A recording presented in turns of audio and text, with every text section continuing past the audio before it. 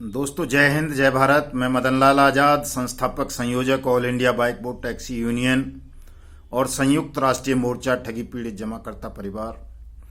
आज दिनांक 28 जनवरी 2022 को आपके समक्ष प्रस्तुत हूं। संसद सत्याग्रह जंतर मंतर नई दिल्ली से कुछ खास सूचनाएं आप सब तक पहुंचाने के लिए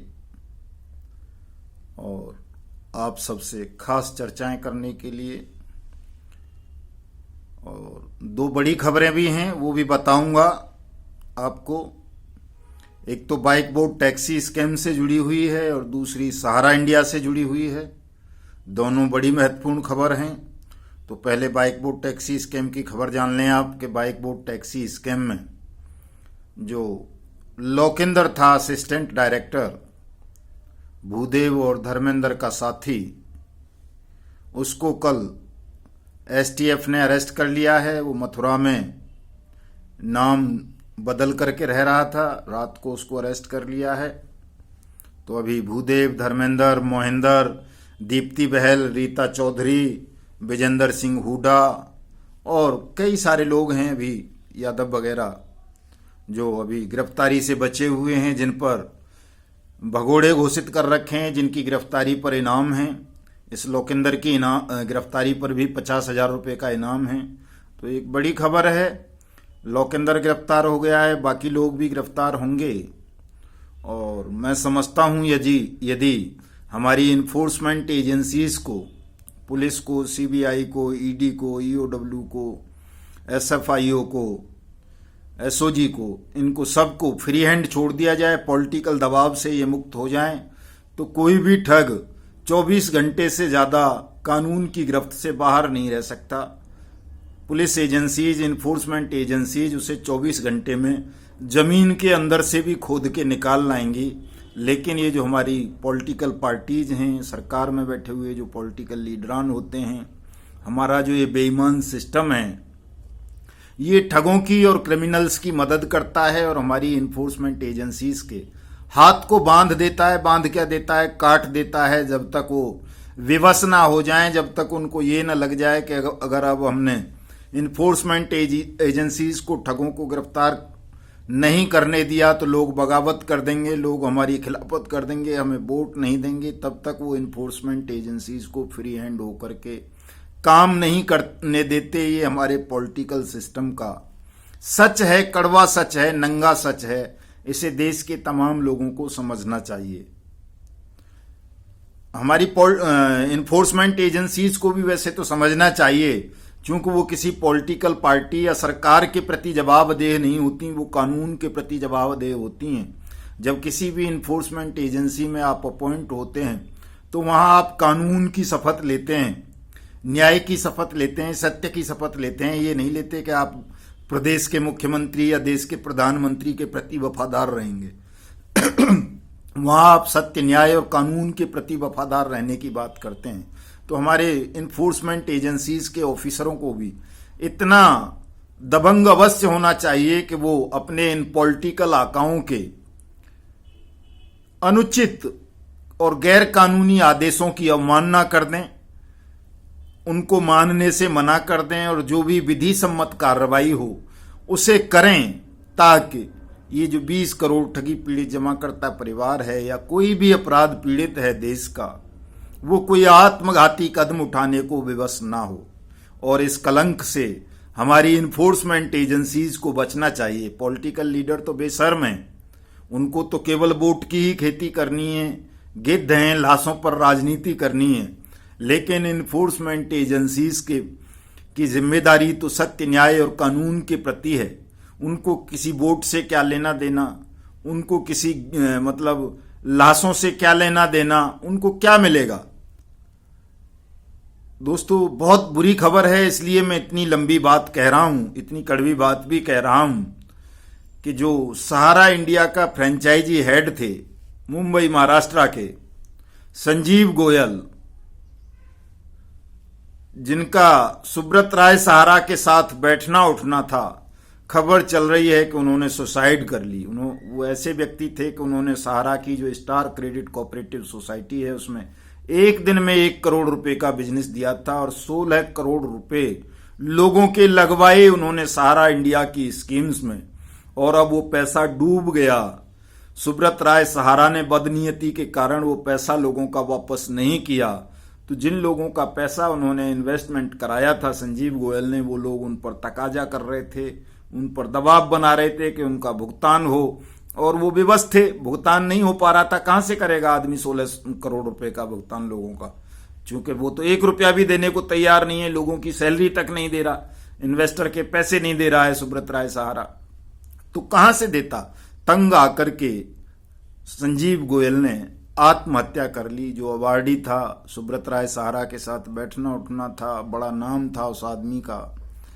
तो ये बहुत दुखद और दुर्भाग्यपूर्ण खबर है कि इतना संपन्न व्यक्ति, इतने बड़े पद पर रहने वाला व्यक्ति, जिसकी आमदनी भी करोड़ों में रही होगी, वो अगर आत्महत्या कर ले तो आप समझ सकते हैं कि जो सामान्य इन्वेस्टर या एजेंट्स या एडवाइजर हैं उनकी स्थिति क्या हो रही होगी। दोस्तों, अभी कल परसों ही ये सुब्रत राय सहारा दावा कर रहा था कि जी मेरे पास 2,90,000 करोड़ रुपए के लगभग संपत्ति है और निवेशकों को घबराने की जरूरत नहीं है, मैं सबका पैसा वापस कर सकता हूं। लेकिन वो 24,000 करोड़ रुपए मेरे सेबी ने हड़प रखे हैं और वो वापस नहीं कर रही, इसलिए नहीं कर पा रहा। दोस्तों, जो सेबी के पास पैसा है सहारा इंडिया का, वो इसकी हाउसिंग प्रोजेक्ट वाला पैसा है, जो इसकी कंपनीज थी उनका, इसकी 5 या 6 कोऑपरेटिव सोसाइटीज जो हैं उससे कोई लेना देना नहीं है सहारा से भी सुप्रीम कोर्ट विवाद का, वो एक अलग मामला है। लेकिन अभी जो फिलहाल समस्या बनी हुई है देश में, जो सुसाइड कर रहे हैं एजेंट्स या एडवाइजर, वो इसकी कोऑपरेटिव सोसाइटीज से जुड़े हुए लोग हैं। कोऑपरेटिव सोसाइटीज के लोगों का भुगतान इसने किस ग्राउंड पर रोक रखा है, कौन सा सुप्रीम कोर्ट ने पाबंदी लगा रखी है, किस हाई कोर्ट ने पाबंदी लगा रखी है, वो ये क्लियर नहीं करता है, केवल लोगों को मीठी गोली देता है। इसने और इसके पूरे परिवार ने विदेशी नागरिकता ले रखी है, ये भागना चाहता है देश छोड़ करके, एनआरआई है पूरा परिवार इसका। जो वो ओपी श्रीवास्तव है वो रामदेव के साथ लग गया है, रामदेव का पूरा बिजनेस वही संभाल रहा है, सारा पैसा वहां पतंजलि में कन्वर्ट कर दिया है। तो ये तमाम ठग मिलकर के इस वक्त देश को तबाह करने पर लगे हुए हैं, लूटने पर लगे हुए हैं। दोस्तों, आत्महत्या जैसा आत्मघाती कदम किसी को भी नहीं उठाना चाहिए।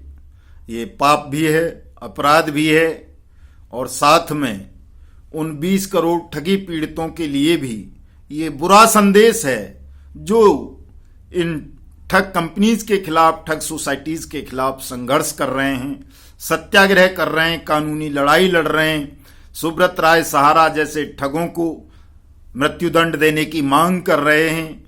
इन आप जैसे लोग अगर आत्महत्या करेंगे तो जो साथी लड़ रहे हैं उनका भी मनोबल कहीं न कहीं कमजोर होगा। इसलिए किसी साथी को आत्महत्या जैसा कदम नहीं उठाना चाहिए, चूंकि चाहे वो सुब्रत राय सहारा हो, चाहे वो बाइक बोट वाले हों, चाहे आरएमसीएल वाले हों, चाहे आदर्श वाले, चाहे संजीवनी वाले, चाहे नवजीवन वाले, चाहे साई प्रसाद वाले, चाहे समृद्ध जीवन वाले, चाहे ब्लू फॉक्स मोशन वाले, चाहे साइंस सिटी वाले, चाहे फ्यूचर मेकर वाले, चाहे कैची पिक्सल वाले, चाहे हमारा वाहन वाले, चाहे गो बाइक वाले, चाहे हमारी सवारी वाले, चाहे वाया इंडिया वाले, चाहे मशरूम इंडिया वाले, चाहे श्योर गैन वाले, चाहे वो प्रयाग वाले, चाहे रामेल वाले, चाहे वो एनएमएम, एवरग्रीन, हीरा गोल्ड, कुलकर्णी, और जो जेकेबी, करम भूमि, कल्पतरु, ट्रिनिटी कोऑपरेटिव सोसाइटी, किसान एग्रो, लोकहित, और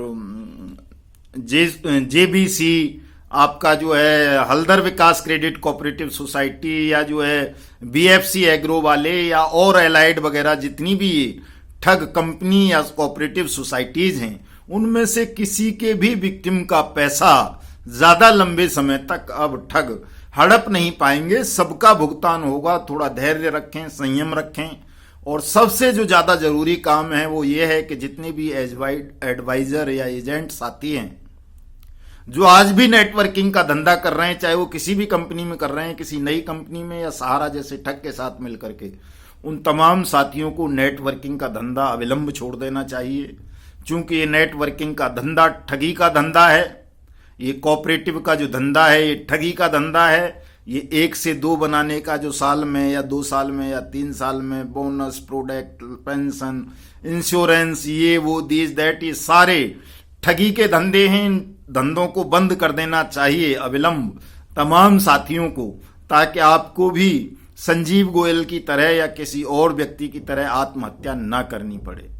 और दूसरा काम, आप सबको अपने जो निवेशक हैं, जिनकी मेहनत की कमाई को आपने ठगों के हवाले करवाया है, चाहे वो आदर्श वाले ठग रहे हों, नवजीवन वाले, संजीवन वाले, साईं प्रसाद वाले, जेकेबी वाले, कर्म भूमि वाले, या कल्पतरु वाले, या हल्दर विकास वाले, या साईं समृद्धि वाले, या आरएमसीएल वाले, या बाइक बोट वाले, या हेलो टैक्सी वाले, या टॉप राइड वाले, या स्ट्रीट हॉक्स वाले, इन तमाम ठग कंपनीज के और ठग कोऑपरेटिव सोसाइटीज के खिलाफ कानूनी कार्रवाई करें, तमाम एजेंट और तमाम एडवाइजर साथी, और उस कानूनी कार्रवाई को इतना पारदर्शी रखें कि तमाम निवेशकों को भी उस कानूनी कार्रवाई में सम्मिलित करें। उनको बताएं कि हम आपके धन की वापसी के लिए ये कानूनी कार्रवाई कर रहे हैं, ये संघर्ष कर रहे हैं, ये सत्याग्रह कर रहे हैं। अनियमित जमा योजनाएं पाबंदी कानून 2019 बन चुका है, उसको लागू करवाने के लिए संघर्ष कर रहे हैं। और जैसे ही ये कानून लागू होगा तो वर्ष 1978 से लेकर के अब तक की जितनी भी कंपनी या कोऑपरेटिव सोसाइटीज ने या वित्तीय संस्थानों ने या किसी कॉरपोरेशन ने ठगी की हैं, उनके तमाम पीड़ितों को, तमाम जमाकर्ताओं को उनका भुगतान 2 से 3 गुना तक मिलेगा, वापस मिलेगा। सरकार को वापस करना पड़ेगा। ये अनियमित जमा योजनाएं पाबंदी कानून 2019 का अनिवार्य नियम है, प्रावधान है। तमाम ठगों को कम से कम 10 वर्ष की, नहीं तो आजीवन कारावास की सजा होगी। और जो एजेंट या एडवाइजर साथी कानूनी कार्रवाई नहीं कर रहे हैं, उन्होंने लाखों रुपए का कमीशन के रूप में और भत्तों के रूप में कमाया है इनसे, उनको भी सजा होगी यदि वो कानूनी कार्रवाई करेंगे, अपनी भी और निवेशकों की, और इन ठगों को दंडित कराएंगे, इनकी प्रॉपर्टीज को बताएंगे, उसको सीज कराएंगे, उसको नीलाम कराने में इन्फोर्समेंट एजेंसीज को सहयोग करेंगे, अथॉरिटीज को सहयोग करेंगे, तो ये बच जाएंगे। नहीं तो एक भी एजेंट, एक भी एडवाइजर जो भी कानूनी कार्रवाई नहीं करेगा, निवेशकों का पैसा वापस करने के लिए लड़ाई नहीं लड़ेगा, वो बच नहीं पाएगा, उन सबको जेल में जाना पड़ेगा। ये सुनिश्चित है, तय है साथियों, इस बात को गांठ बांध लो आप। इसलिए मैं तमाम साथियों से अपील करता हूं कि यदि आप ईमानदार हैं, आपके मन में राष्ट्रभक्ति का, देशभक्ति का जरा सा भी लेस मात्र भी अंश बकाया है, बाकी है, तो तुरंत अविलंब इन तमाम ठग कंपनी और ठग कोऑपरेटिव सोसाइटीज के खिलाफ कानूनी कार्रवाई करना आरंभ करें। सरकार के खिलाफ संघर्ष करें, चूंकि सरकार अनियमित जमा योजनाएं पाबंदी कानून 2019 को लागू नहीं कर रही अपने ठग साथियों को बचाने के लिए। इसलिए सरकार के खिलाफ भी लड़ने की जरूरत है। सरकार भी 20 करोड़ ठगी पीड़ित जमाकर्ता परिवारों की पीड़ा को समझ नहीं रही है। 2/3 हिंदुस्तान आज ठगी स्कैम्स का शिकार हो चुका है। 1200 से ज्यादा फौजी भाइयों ने आत्महत्या कर ली है, 2 लाख से ज्यादा फौजी भाइयों के साथ ठगी हुई है। करोड़ों किसान, मजदूर, रिटायर्ड कर्मचारी, पेंशनर्स, वकील, पत्रकार, इंजीनियर, वैज्ञानिक, जजों तक के साथ ठगी हो गई है। कितने ही पुलिस ऑफिसर्स के साथ ठगी हुई है, कितने ही आईएएस, पीसीएस ठगे गए हैं, कहीं ग्रुप हाउसिंग के नाम पर, कहीं कोऑपरेटिव सोसाइटीज के नाम पर, कहीं किसी फाइनेंस कंपनी के नाम पर, कहीं इन्वेस्टमेंट कंपनी के नाम पर, कहीं प्रधानमंत्री की योजनाओं के नाम पर। तो ये बहुत बुरी स्थिति है। पूरा देश इस वक्त तबाही के दौर से गुजर रहा है, पूरा देश ठगों के कब्जे में आ चुका है। तो इसलिए ये आजादी का दूसरा आंदोलन भी है दोस्तों। ठगमुक्त बेईमान रहित भारत का भी निर्माण आप सबके ही कंधों पर है। केवल अब ये भुगतान की लड़ाई नहीं है, भुगतान तो बहुत मामूली सी चीज है, आपका भुगतान तो मिलना ही मिलना है। अभी मान लो इन विधानसभा चुनावों से पहले, वैसे तो 1 तारीख से बजट सत्र शुरू हो रहा है, हमने सरकार से कहा है कि वो इसी बजट में 10 लाख करोड़ का प्रोविजन करे और देश के तमाम ठगी पीड़ित जमाकर्ताओं को उनकी क्षति की पूर्ति करे, उनको जो भी आर्थिक नुकसान हुआ है वो उन्हें वापस करे, कम से कम उन तमाम लोगों का मूलधन वापस अवश्य कर दे। अगर नहीं करेगी तो हम सरकार के खिलाफ एक बड़े राष्ट्रव्यापी आंदोलन की तैयारी करेंगे। और जो सिस्टम में बैठे हुए बेईमान लोग हैं, चाहे वो कोई भी हो, अफसर हो या नेता हो, मंत्री हो, मुख्यमंत्री हो, प्रधानमंत्री हो, कोई भी हो, हम उन सबको शासन से हटाने के लिए एक राष्ट्रव्यापी सत्याग्रह आंदोलन आरंभ करेंगे और हटाएंगे। ये भी तय है साथियों कि यदि 20 करोड़ ठगी पीड़ित जमाकर्ता परिवारों की पीड़ा सरकार ने, विपक्ष ने नहीं सुनी, अविलंब भुगतान नहीं किया, तो हम फिर इस बेईमान सिस्टम को उखाड़ फेंकने के लिए काम आरंभ करेंगे।